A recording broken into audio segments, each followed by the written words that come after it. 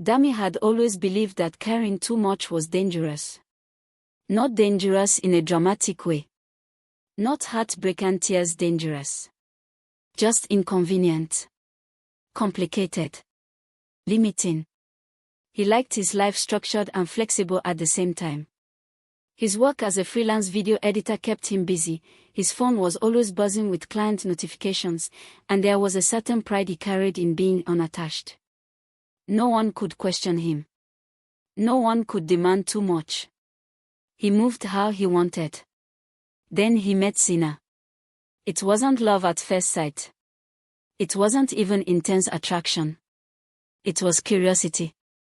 She asked him questions nobody else asked.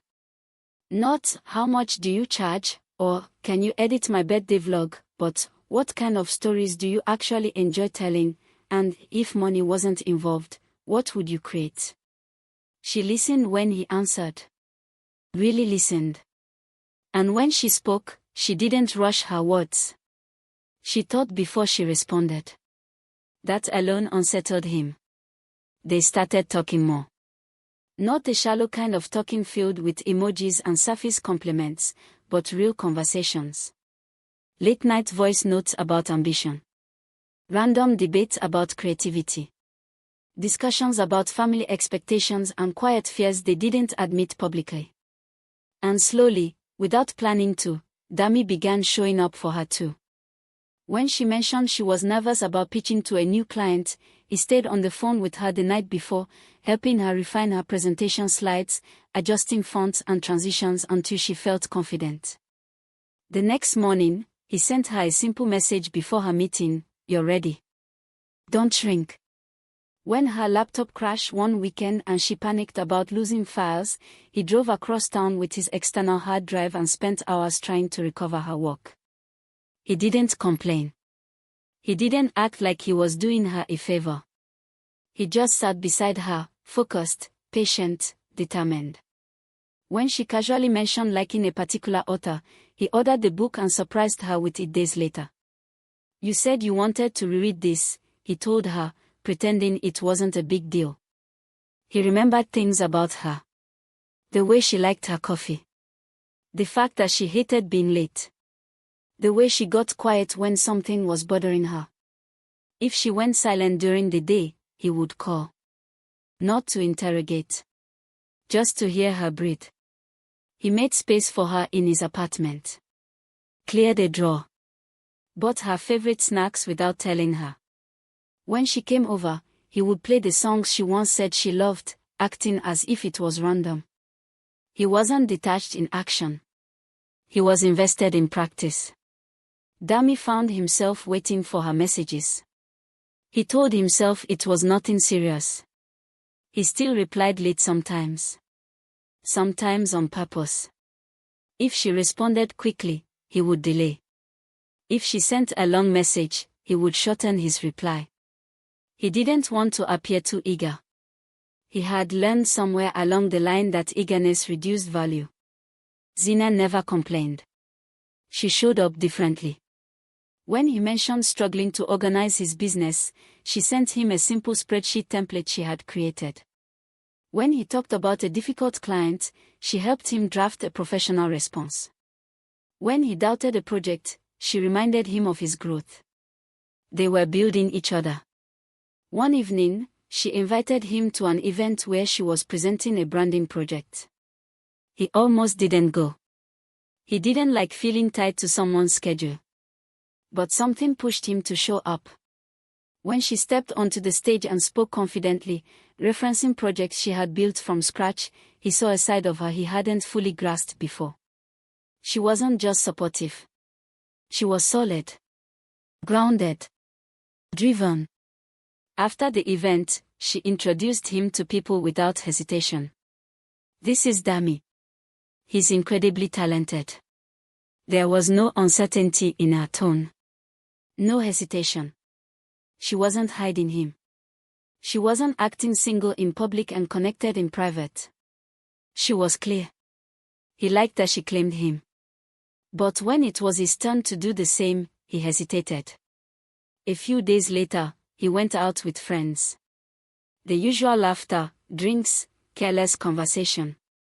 One of them asked about Zina. So what's going on there? He shrugged. It's not that deep. We are just talking. It was a simple sentence. Casual. Harmless, in his mind. But it erased everything he had been building with her. When Zina heard about it, she didn't confront him immediately. She didn't send angry paragraphs. She didn't accuse. She adjusted. Her messages became shorter. Not cold, just measured. She no longer checked in as often. She stopped offering suggestions for his business. When he shared small wins, she congratulated him politely, but the warmth was different. The drawer in his apartment remained untouched. The snacks expired. The songs felt louder when she wasn't there. Dami felt it immediately. He tried to ignore it at first. Told himself she was busy. Told himself it didn't matter.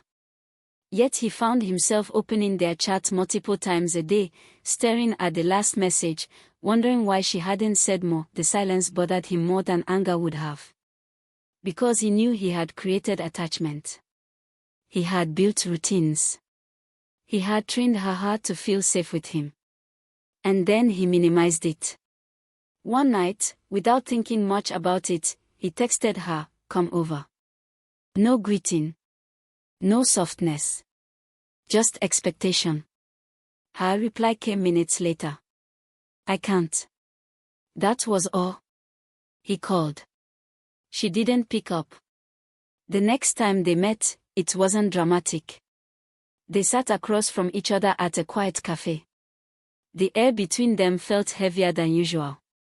"You've changed," he said, trying to keep his tone light. She looked at him steadily. "No. I just started responding to what you said." He frowned. "What do you mean?"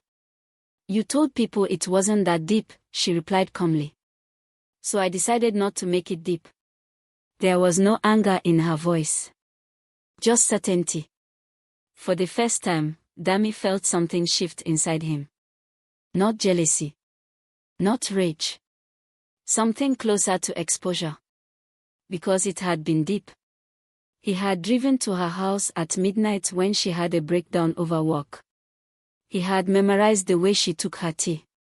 He had let her see the version of him that didn't exist in public. And yet he had reduced it to not that deep. "I didn't mean it like that," he said quietly. "But you said it," she answered. "And words matter." He had no defense for that. Over the next weeks, he watched her move differently. She focused on her work. She expanded her network. She laughed freely with others, not in a way meant to provoke him, but in a way that showed she was not waiting. That unsettled him more than anything else. He had assumed she would remain exactly where he left her, available, understanding, patient. Instead, she was steady and self-contained.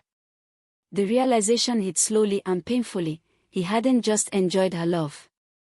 He had helped build it. And then he downplayed it. One evening, he found himself outside her office building. No rehearsed speech. No dramatic gestures. Just honesty he should have offered earlier. When she stepped outside, surprise flickered across her face. "I was wrong," he said before fear could interrupt him. "Not because I didn't care.